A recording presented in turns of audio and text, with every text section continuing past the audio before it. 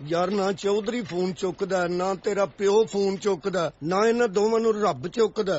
फिर कहंदे बूटा गालां कढदा। मैं ते कहना कि अजे भी जाके खान साहब को माफी मांग लीए। पता की रात बड़ी मुश्किल लंघी है साडी। यार मैंने तो कोई परेशानी नहीं हुई, सड़क तो सुता ठंडिया हवा चल रही सी, कोई परेशानी नहीं। राती में लगा किसी ने मेरा मुंह चटिया है, उठ के वेख्या तो कुत्ता। मैं आख्या दूर दूर ओदा मालक नूं लै गया, मैंने तो कोई परेशानी नहीं हुई।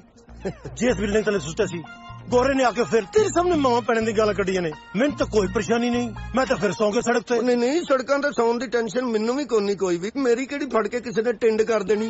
सिर्फ टेंशन इस गल दी है कि थां थां ते इत्थे कैमरे लगे ने।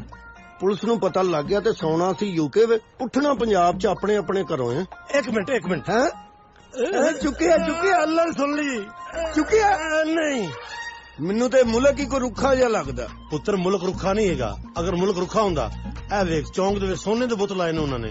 यार इत्थे वे सोने दे बुत खलोते ते कोई कुछ नहीं कहन डिया। पंजाब दे विच स्टील दे गिलासां नूं संगलियां पईयां हुंदियां। यार इहनूं वेखिए ते सही। ओ यार ये ते सोने दा बुत, मैं समझा कि कुत्ते दा बुत। यार इहदे नाल एक सेल्फी ना ले लईए। हाँ यार सेल्फी तो ले लीए, पर माड़ा बड़ा बुत यार। मेरे ख्याल बुत नूं शुगर हुई है। नहीं मेरा ख्याल भुखा कट के ना प्रदेश दे विच इंज दा हो गया। नहीं जिन्हें बनाया ना वो बनाने तो बाद चपेड़ा मारी ले। मेरा ख्याल इसलिए माड़ा है कि बनाने वाले को मटीरियल थोड़ा सा। यार वैसे मुझसे तो वे लगता कुत्ती लकड़ा लेके जा रही है। सेल्फी बनानी जे रिश्ता देना जे। ओए ते अपना बंदा है। सोने दे पानी च नंग के खलोता। मेरे ख्याल अपने मुल्क के बदल में खुश हो रहा है। खुश है ना। तुहानू खुशी हुई है ना जी इस गल दी। पैर चौक है चलो इत्थों। मैं अपने काम ते खलोता ते मेरा काम खराब करना आ गया, समझे हो कि नहीं? जिन्होंने अपने मुल्क के साइकिल कोई नहीं किराए ते देंदा, वो यूके दा वीजा लेके आ जांदे ने। चेवलां जिहियां ना होण ते।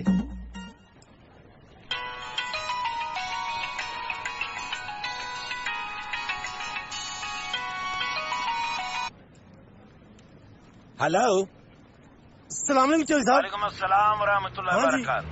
मैं वसीम दा बेटा बोल रहा। ओ हाँ तेरे वालिद साहब का मैंने फोन आया सी, कोई दिक्कत नहीं हुई। चौधरी साहब सारी रात सड़कों ते खज्जल होए, तुहाडा फोन ही बंद सी। ओ काम वाला फोन रात नूं बंद हुंदा है। असि तो सवेरे भी तुहानू फोन किया है। सवेरे मैं बिजी सा। चौधरी साहब इस टाइम किथे हो? चौधरी साहब इस टाइम मैं अपने ऑफिस विच हां। हेलो की होया? हेलो चौधरी साहब की होया? फौत नहीं होया, वैसे चुप होया।